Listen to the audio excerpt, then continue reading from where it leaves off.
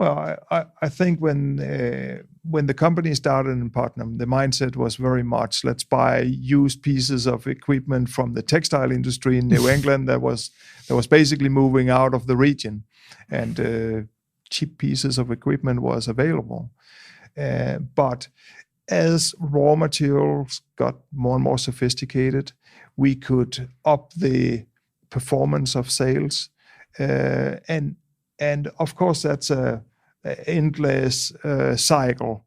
When you make one improvement in one area, you need more improvements in others, and that goes down to the machines as well. And I think my first experience was we had a catalytic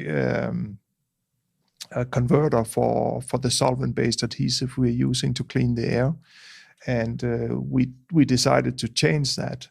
And this goes more than 10 years back in time, but at that point of time, it was very. We could have chosen to go out and buy a catalytic converter again and say, okay, this is good enough. But we looked into the technologies and we ended up buying what's called a regenerative thermal oxidizer.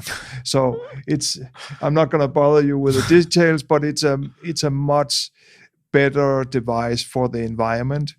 And when we looked into it, it was much more efficient in the way it was converting these solvents, and it was also profitable. So it was a win-win-win situation, and that really tricked us in Putnam to say, okay, this is the way we're going to go in the future.